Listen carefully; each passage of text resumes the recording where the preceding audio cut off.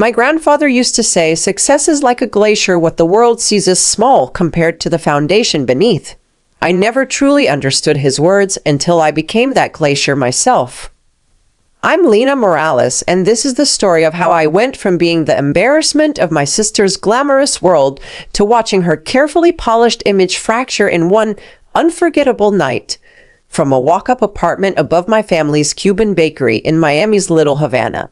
I learned what sweat equity meant before I even hit double digits. By age 9, I was prepping pastry boxes and memorizing regulars' names. By 13, I was tracking inventory and catching accounting errors my uncle missed. "Leneo con estos números," my grandfather would call out, waving a sticky notepad. I'd hop over, eager to dive in. "We're spending too much on guava puree," I'd note. "But if we bulk order with the cafe across the street," he'd chuckle, tapping my forehead. "Business brain on a child's shoulders," he'd say. "You'll make something big, me." While other kids played soccer, I ran margins and read about scalable operations. My parents worked sunrise to midnight to fund my scholarship at NYU. I owed them more than just good grades. At 23, I built a data-driven microloan platform that gained traction in immigrant communities. By 28, it became a multi-million-dollar venture, Solera Capital. Still, I kept quiet, preferring the shadows. That's when I met Ryan. It was at a tiny used bookstore off Coral Way. I was in yoga pants and an old college tee, skimming finance articles on my tablet, when he clumsily knocked over a stack of books. "Whoa, sorry," he said, reaching to help. "No worries," I replied, laughing. "I'm Lena." "Ryan, let me buy you a cafecito for the mess." That cafecito led to lunch, and eventually everything else. Ryan wasn't chasing IPOs. He was a public school civics teacher, grounded, genuine, and deeply committed to social equity. He cared about people. When Ryan proposed 6 months later, I said yes without hesitation. My family was thrilled, except for my sister, Camila. Camila and I had always been different. She took a more traditional path, business school, corporate ladder, sharp suits, and sharp elbows. As the marketing director of Vallon & Cross, one of Miami's top investment firms, she thrived on prestige. And she made it clear that while she loved me as a sister, she didn't quite respect me as an equal. "So," she said during a family dinner at her parents' house in Coconut Grove, swirling her wine like a judge at a tasting, "you're still running the bakery and your little app thing?" I could have told her that little app had just signed a multi-year contract with one of the largest private equity groups in the Southeast. But I didn't. Maybe I was still holding on to the quiet satisfaction of being underestimated. "I'm still involved in both." "Yeah," I said, sipping my cafecito. "Well, someone has to keep the pastries flowing," she said with a smirk. "I mean, not everyone can land a C-suite track position." Armand jumped in with her usual diplomatic tone. "Camila just closed a huge campaign for Vallon & Cross. The CEO personally thanked her." What they didn't know was that Vallon & Cross had been licensing analytical tools from my company for over a year, and were currently in talks to expand. "That's wonderful," I said genuinely. Camila beamed, assuming victory. Months passed in that familiar pattern. Camila subtly putting me down at every family event, and Ryan gently encouraging me to brush it off. Then came the announcement. Camila was hosting a gala to celebrate her promotion to senior director.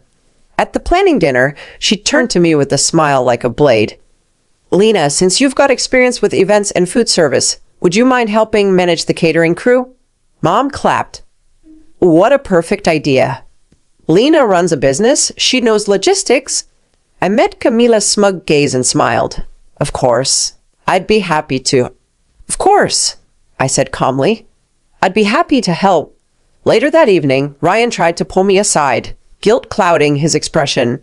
"You don't have to go through with this," he whispered. "We can tell them you're sick or had a work emergency." But my mind was already spinning. "No, I want to help," I said gently. After all, it's a big night for Camila. Everything should be flawless. What no one at that table knew was that just that morning, I'd received an intriguing email. The CEO of Vallon & Cross, Yes, Camilla's firm, James Vallon himself, wanted to meet the elusive founder of Solera Capital, me. Apparently, he would be attending tonight's celebration. Suddenly, the pieces fell into place. And for the first time since my sister's relentless jabs began, I smiled.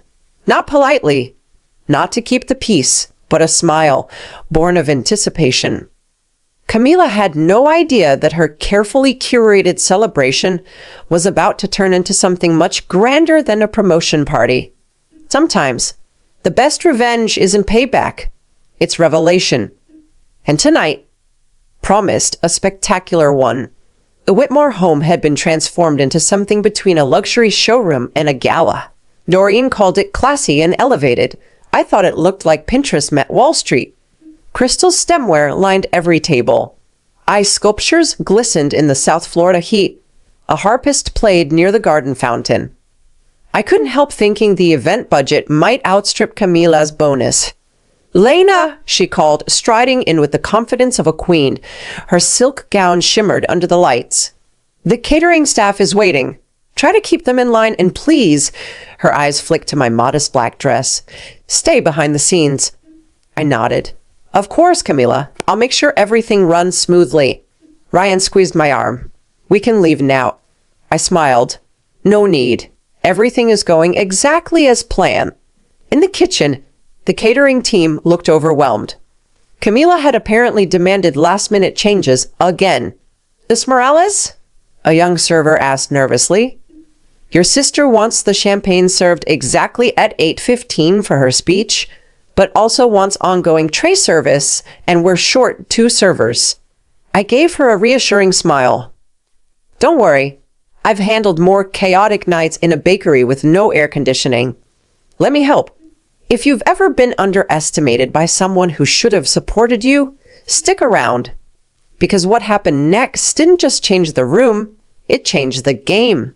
And if you want to see how quiet power speaks loudest when it matters most, make sure to subscribe to the channel. The next part of this story is one you won't want to miss. For the next hour, I worked side by side with the catering crew, coordinating timing, plating hors d'oeuvres, and ensuring champagne kept flowing. All the while, I kept an eye on the guest list, noting each new arrival. Camilla floated from circle to circle, sipping too much Prosecco and laughing just a little too loudly at her coworkers' jokes. "Did you see Lena?" I heard her giggle to a group of sharply dressed executives. "My sister. She's helping the catering team. Honestly, it's where she feels most at home. Poor thing." A round of polite chuckles followed. "Some people just aren't made for this world," she added with a theatrical shrug. Our mother, Rosa, chimed in sweetly. "We've always tried to include her, of course. It's what family does. But with her background, well, we can only do so much." I passed another tray of canapes, quietly observing as executives from Vallon and Cross trickled in. At 7:55 p.m., my phone buzzed. A text from my CFO. "All signed, everything's in place, we're greenlit." I smiled to myself. Right on cue. Camilla, now flush with drink and praise, addressed another group. When Ryan first introduced me to his girlfriend, my sister, I thought he was joking. A baker/applicant prowler? But our mother says charity begins at home. Speaking of charity, Rosa added, we're thinking of helping her with a small down payment on a modest condo. Not too close to Coral Gables, of course, but something manageable. Just then, a stir swept across the room. James Vallon had arrived. Camilla nearly tripped over her heels in her rush to greet him. "Mr. Vallon, we're so honored to have you." Dressed in a bespoke navy suit, he scanned the room. Then his gaze landed on me. His brow furrowed briefly, recognition flickering. Camilla laughed nervously. "Oh, don't mind her. That's my sister Lena. Just helping with the service. Let me show you the marketing deck I've prepared." "Actually," James interrupted, still staring at me, "isn't that—" I passed my tray to a waiter and stepped forward. "Lena, please," Camilla hissed. "Mr. Vallon doesn't need a drink. Just go back to the kitchen where you—" "Hello, James," I said evenly. "Thank you for coming tonight." His face lit up. Mrs. Morales, I didn't expect to see you serving drinks at your own celebration. My own? Camila's voice rose sharply, brittle with disbelief. Well, yes, James Valen continued smoothly, given that Solera Capital has just acquired a controlling interest in Valen and Cross. I assume this event was organized to announce the merger. He turned to me, smile restrained but amused. Unless you wanted to keep that under wraps a bit longer? Silence fell across the entire estate. Even the string quartet stopped mid-note. You could hear the clink of ice in untouched glasses. Camila's flute of Prosecco slipped from her fingers, shattering across the marble floor. There must be some mistake, she stammered. Lena. She's a baker. She runs that little shop in Little Havana. James chuckled softly. Mrs. Morales is the founder and CEO of Solera Capital, which, as of today, owns 51% of my firm, and, by extension, your department. He turned to me again, eyes gleaming. Those data stream optimizations you recommended? Absolutely brilliant. Our engineers couldn't stop raving. Across the room, Rosa grabbed onto the edge of a chair, pale and speechless. This can't be. Lena doesn't. She couldn't be. Oh, but I am, I said quietly, but in the stunned silence, my words echoed. Solera Capital has been mine from the start, and as of 10 minutes ago, we officially own a majority stake in Valen and Cross. I turned to face Camilla. Including marketing. Her face had gone pale, her mouth opening and closing with no sound. But all those times you dismissed me, I finished for her. Treated me like I didn't belong, like I should be grateful just to stand near your world. Ryan pushed through the stunned crowd. Lena, why didn't you tell me? Would it have changed anything? I asked, voice soft. Would you have stood up for me if you knew I was wealthy? Because you didn't when you thought I wasn't. He stepped back, speechless. James cleared his throat. Well, since everyone's gathered, shall we make it official? Solera Capital's new leadership of Valen and Cross. Gladly, I replied. Then I turned to Camila, smiling. I believe you had a speech for Forgive It. Would you like to give it, or shall I? Camila trembled, then fled the room. Rosa followed in stunned silence. I lifted a champagne glass from a passing tray and gently tapped it. Ladies and gentlemen, I said, stepping forward, if I may have your attention. The ripple from that moment would shake my family to its core. And we were just getting started. Ryan had drifted toward the back of the room, looking dazed. My mother, Rosa, was nowhere in sight, likely having gone after Camila. My father, Hector Morales, who'd always been the quietest at gatherings, stood by the cocktail bar, nursing an empty glass and staring into it thoughtfully. After the formal announcement, James Valen pulled me aside. Well, he said, eyes twinkling, that was one of the more entertaining business reveals I've ever witnessed. Though I have to ask, why let them think you were just a baker for so long? I sipped my champagne, letting the question breathe. Because people reveal who they are when they think you're beneath them. He nodded. Well, their loss is our gain. I look forward to working with you properly, this time. As the party wound down, Camila reappeared. Makeup patched, composure forced, and fury barely restrained. She stormed straight toward me. You humiliated me, she hissed, in front of every major contact I built. No, Camila, I said, my voice calm. You humiliated yourself. I simply didn't stop you. I'll resign, she snapped. I won't work for you. That's your decision. But before you walk away, understand this. Every major firm in Miami already knows what happened tonight. Your comments about people like me while insulting your own CEO? That won't go unnoticed. Her shoulders sagged slightly. What do you want from me? I want you to learn. Starting Monday, you'll be working with our community outreach team. We're launching a program to support local restaurants and small businesses with better financial tools. She blinked. Reporting to who? To my mother, I replied. She still runs the family bakery. By choice, not desperation. She'll be leading the initiative. Camilla's mouth opened, then closed. Then Rosa appeared right behind her. Lena, Surely we can talk this through privately, she said, her voice cracking. We're family, after all. I turned to face her fully. Family?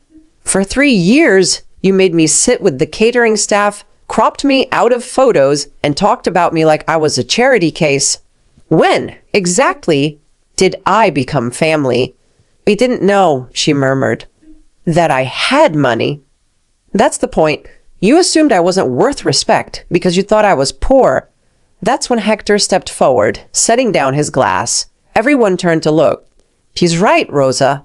We've treated her terribly. My father, Hector, said, his voice low but firm as he turned to my mother. I sat by, he continued, looking at me now, and watched our values decay into pride, prejudice, and shallow appearances. Maybe it took this to wake us up. Finally, Ryan stepped forward. The room had emptied, leaving only the family and the wreckage of assumptions. Why didn't you tell me? He asked quietly. I wanted to, I replied. So many times. But every time you stayed silent while your family mocked me, I realized something. If you couldn't respect me as a baker, then you didn't deserve to know me as a CEO. I love you, he said, desperation thick in his voice. Love without respect isn't love that lasts, Ryan. Every time you let your family treat me like less than human, you revealed what our relationship was really worth. I can change now that I understand. I looked at him, unmoved. Now that you understand I'm rich, that's not growth. That's adaptation. I slipped off my wedding ring and placed it on the edge of the marble table. I filed for divorce last week. You'll be hearing from my attorney. Lena, please. I turned to Camila. I'll be meeting with Valen and Cross's board tomorrow. But you'll be reporting to my mother at the bakery on Monday. She doesn't tolerate lateness. Then I looked at Rosa. The estate looks lovely tonight. You should enjoy it while you can. Her eyes narrowed. The bank approved my bid this morning. It's now the Morales Foundation for Opportunity, our new nonprofit headquarters for training and uplifting Florida's service workers. Their stunned expressions were priceless, but I didn't linger. Outside, the warm breeze brushed past me as my phone buzzed. Coming to the bakery for a late dinner? Your father made your favorite. I smiled. Be there in 20. 20 minutes later, I was back where it all started, at my parents' bakery, eating empanadas and laughing about the evening's chaos. People like that, Mom said, shaking her head. They need hard lessons. Success without humility, Dad added, is like sugar without yeast. Looks sweet, never rises. As I helped close up, yes, the CEO of Solera Capital still wipes counters, I thought about the journey. The little girl who once counted coins now counts capital in billions. But my true wealth? It's always been respect, integrity, and the courage to know my worth. If my story reminded you of your own journey, of being underestimated, dismissed, or told you weren't enough, I'd love to hear from you. Share your story in the comments. Let's build a space where quiet strength is celebrated. And if you believe that respect matters more than status, that success without humility means nothing, subscribe and stay connected. I built my empire brick by brick, but it started with knowing my worth. My advice? Never let anyone else define your value. Keep building, even when no one's watching. Especially then, because that's when character, not just success, is truly made.